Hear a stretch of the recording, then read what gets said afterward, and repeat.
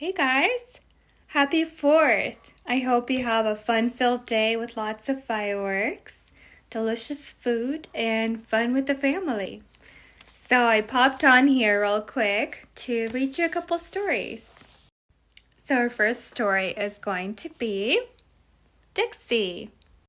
Dixie by Grace Gilman. Happy Independence Day, everyone. Dixie is Emma's puppy. Every day, Dixie waits for Emma to come home from school. Dixie and Emma eat snacks. They play games. Everywhere Emma goes, Dixie goes too. One day, Emma came home and said, "Dixie, I am too excited to do anything. My class is putting on a play. It's The Wizard of Oz, and I want to be Dorothy."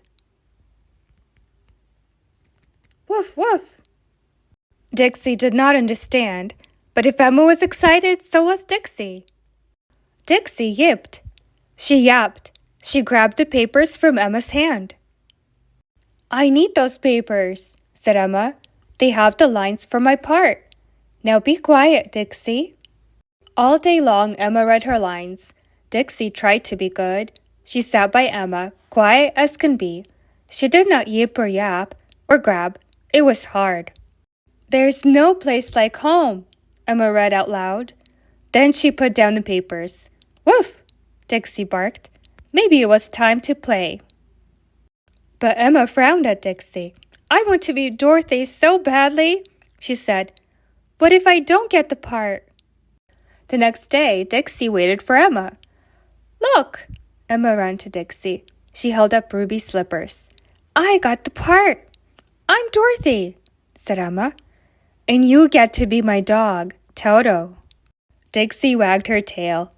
"All you have to do is follow me everywhere," Emma told her. Emma was happy. Dixie ran. She jumped. Dixie could not sit still for one more minute. Dixie leaped into the air. Crash! Dixie tipped over games. She knocked down books. "Dixie, stop!" Emma shouted. "I still have to study. The play is in 3 days." Each day that week, Emma studied in her room. Each day, Dixie tried to play. But Emma always said, "No, Dixie." What could Dixie do? She pulled out clothes. She chewed and chomped. "Dixie," Emma shouted, "this is a mess and I need quiet. The play is tomorrow." "What if I forget my lines?" Emma whispered. "What if I mess up?" She turned her back to Dixie and picked up the papers to study. Not again.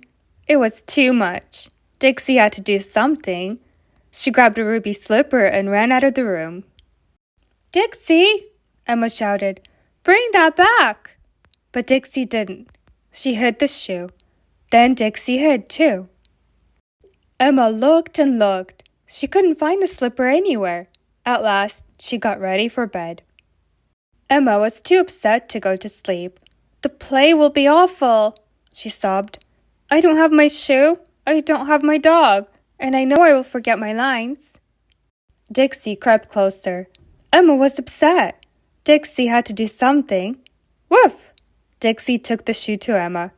"Dixie," said Emma. She held Dixie close.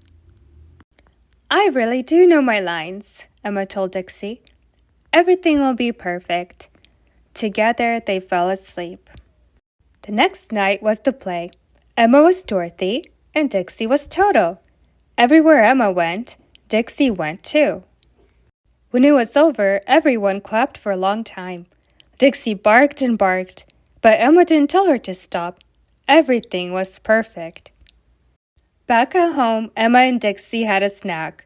Then they played and played. "There really is no place like home," Emma said. Dixie licked Emma's face. She thought so too. What a sweet dog she is. Do you guys have a pet? Is your pet helpful? Or does it help you with making messes? Our second book is also a Dixie one. It is called Dixie and the Good Deeds. Dixie and the Good Deeds. I have a new school project, Emma said to Dixie. I have to volunteer around town. Dixie wagged her tail. She wanted to help. My teacher told us lots of ways we could be helpful, said Emma. I signed up for all of them. Emma hadn't realized that she had to do everything on Saturday. On Saturday, Dixie made sure Emma woke up early. While the sun rose, Emma baked cookies for the library bake sale. The money would be used to buy more books for the library. While the cookies were baking, Emma started to clean up. Dixie wanted to help. Dixie reached for the flour. No, Dixie, said Emma. It was too late. Flour spilled everywhere. Oh, Dixie, said Emma. I have no time to give you a bath. We have to go. Emma got to the bake sale just in time, but she couldn't stay long. This was only her first good deed of the day.